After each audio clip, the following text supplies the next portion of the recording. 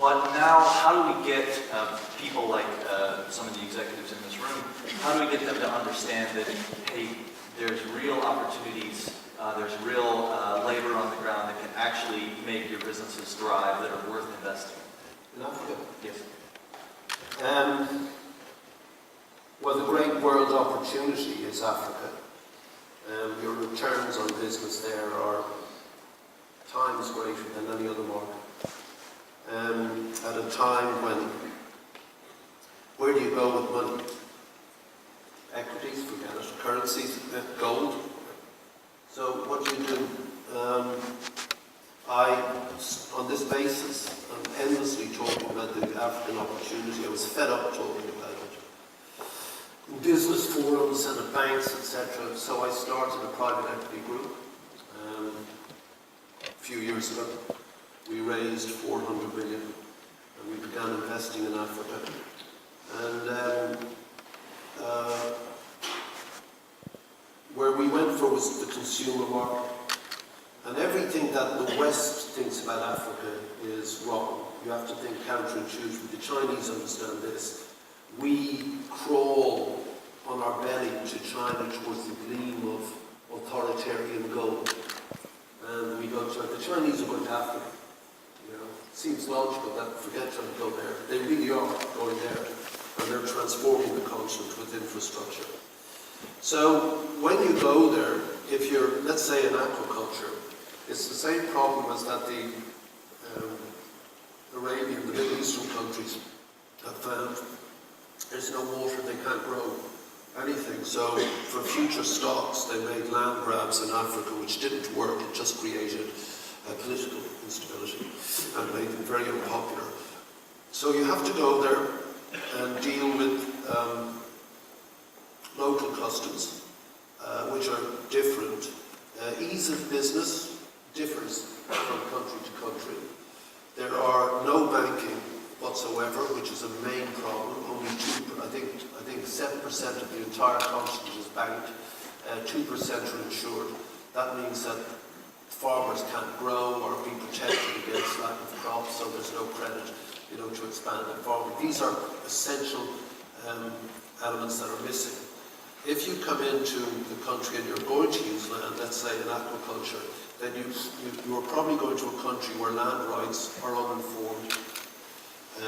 You need really to go somewhere where commercial courts apply.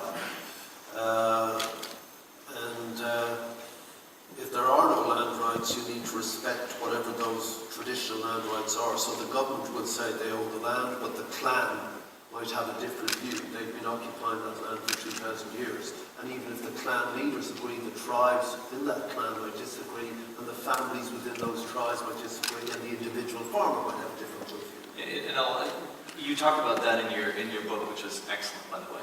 But how do you go about then galvanizing people on the ground? Because ultimately, you've said this before, and it goes for I think a lot of people that produce reports and a lot of folks that are working on the African Progress Panel. How then do you get local buy-in to some of these projects? Where on the outside, we can say, oh, look, this makes sense, it's going to be great for your community, we'll put these fish in this pond, it's sustainable. That may not be what that community wants. How do we go about creating these economies or creating buy-in from the communities? My private equity firm is called 8 Miles. The first thing we bought was this huge vineyard in Ethiopia. Now, who knows that Ethiopia produces wine? They do, it's tradition. And we bought 500 hectares. But it was a state monopoly. And they were desperate for investment. And when we took it over a few months ago, they were so excited that here was somebody prepared to invest money, but also dignity and pride in what they had kept going. And the guy we brought in to run it had worked in beverages for Diageo, Guinness, South Africa. He said they are the best workers he's ever worked with. I was saying to the guys at lunch that they refused to go home on the weekends because they were in such enthusiasm to get it going. In the vineyards, we're building a hospital and a school and decent housing for the workers. We're also giving them a stake in the business. So, suddenly they own this thing. Suddenly they see they're earning proper wages. So it's not just a school and a hospital free from the white guy, it's theirs, and they can invest in teachers themselves and stuff like that. So it's just respect, the capability to manage is clearly there. It's like anybody. I mean, all the guys in 8 Miles are all African, but they're all doctors of engineering and they're all Imperial College and Harvard. They're not going to go home because they can't earn money. But now at 8 Miles, they're earning money from our part of the world, but they're bringing their skills back to Africa.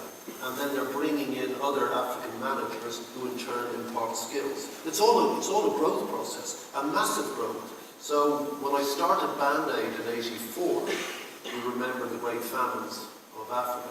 Of the 7 countries we worked in, those 7 are in the top 10 fastest growing economies in the planet today. Those 7, not because of Band-Aid, but all that bullshit that I was saying in 1984, yes, this is the future. It is, it was. And it will continue to grow because it's from such a low base. So you have the fastest urbanizing continent in the planet, faster than India and China. The fastest growing middle class in the planet. Within 6 years, it will be the largest working age population in the world, the most underpopulated continent, the youngest continent. Of course, with that comes all sorts of problems. These cities will be a mess, but just like the cities of, like Dickens' London was a mess, but from it came this great stew of ideas. And you see the building of institutions with the middle class. When you have institutions, you begin to get coherent government. When you have employment, you get taxable income. When you have taxable income, you get a coherent police, army, and law. So you're just it's a frontier. Go in, listen to them, treat them with respect. You will have to deal with the institutions. I personally have never been asked for a penny in corruption. Corruption in Asia is much worse. It's 13% in China. They're desperate to deal with the situation. It's 11% in Southeast Asia. It's continentally about 6% in Africa. If you go in at a big enough level, they leave you alone. Look, I found it, I do business in England. I found it much easier to do business in Africa than in Germany. And I mean, obviously you're an exception, though. I mean, you're known in Africa, and people are going to respond to any investments you make. But in terms of going back to this image issue, because again, we've raised awareness of what the problems are over the years, and all of us throughout our lives have become aware that there's these problems with HIV and with malnutrition, et cetera, et cetera. So how do we go about, maybe the word is rebranding, maybe that's too commercial sounding, but how do we go about framing Africa and African nations as a place that people would want to do business? Because I mean, the only way, when we see Africa in the headlines, it's Boko Haram, it's Nigeria, that's when people should pay attention, right? They don't pay attention to the figures. But you do. Here we do. The Chinese couldn't give a crap. They're in there straight away. What happened to our business people? Like I was saying to the guys at lunch, I travelled to Africa with Bush. And I was saying to Bush, where are your great capitalists? Where are the guys who want to make a buck? Where are your pension funds? Where are they? This thing now is like 6 months ago, there's Obama and all these hedgies and PE guys said they were going to make huge, investments. Hello, a bit late, you're right, there is this toxic opinion, but it's misplaced. I mean, you talk about Boko Haram, look at Asia. Show me a country that's not in conflict or near conflict. Show me one country. Thailand, Vietnam, just killed 3,000 Chinese. Burma, hello. China, Japan, Philippines. You got a small radical insurrectionist group in northeast Nigeria, and everyone's going crazy. We're so used to the Taliban.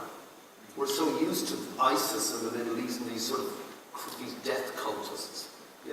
So where are the conflicts in Africa that everyone keeps talking about? Where are the corruption? As I've said, I've given you the figures for the rest of the world. I told you about the fastest growing consumer market in the planet.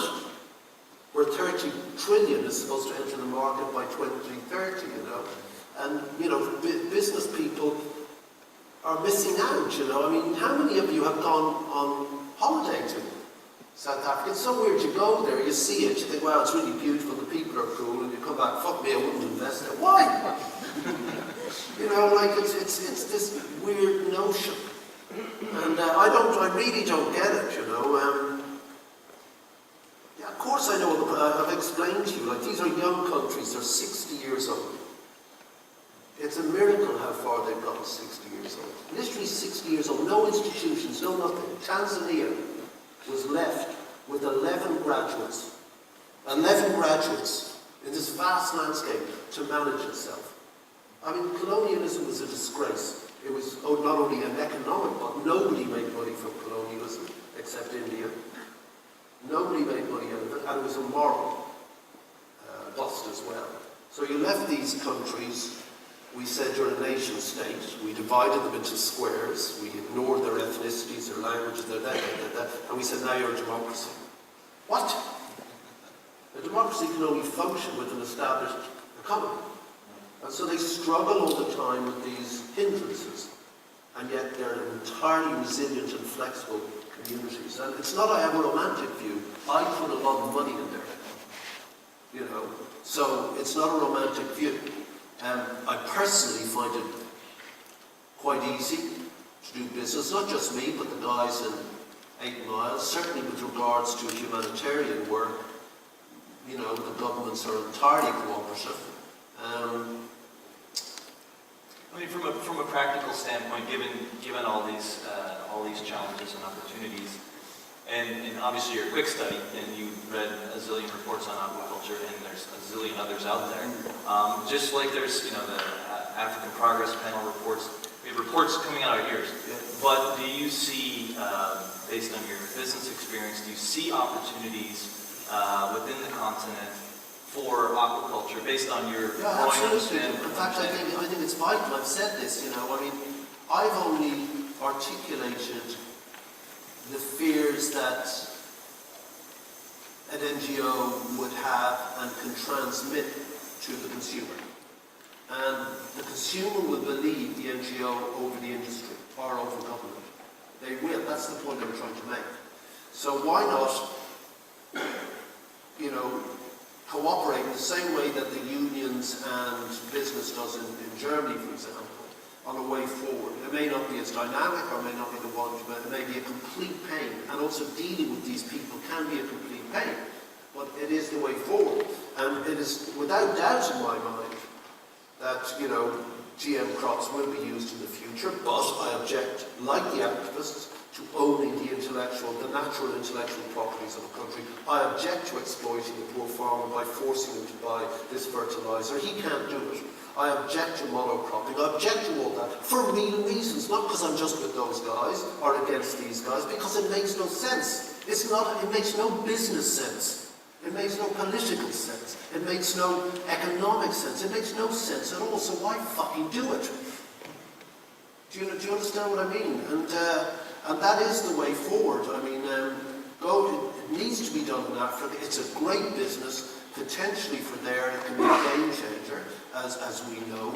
Kofi talks about the green revolution. You know, we know for a fact that the smallholder with modern management techniques and land management produces more than mass farming. They do, which is to their benefit. And it's happening, like, you know, because now governments are understanding this. You know, the chocolate industry, which I'm familiar with, they now are being forced to set up markets in those countries. Ethiopia completely changed the coffee industry. The market now takes place in Addis. It used to be Chicago. It's now in Addis. So you're no longer paying farm gate prices. The whole process is happening there. That will continue to be the case. If you go to Africa and say, we're going to grow, produce, market from here, you will be welcomed with open arms. If you go with proper land management techniques, respect for the environment and the culture, you're on a winner. And as I said again, I'm sorry for the guys who are at lunch, whether you like it or not, whatever you think Africa is in your head, Whatever's going on in your head from 200 years of, oh, why not? We must have gone to the United States for any of that bullshit. We're going there. Why? Because we don't have any food. Where's the last remaining arable land? 60% in Africa. Whether we like it or not, we're going there. Well, I certainly appreciate all your thoughts. You've given the whole room here, and I think the whole industry, a lot of things to think about, and real insight into a lot of opportunities. So thank you so much. Okay, thanks.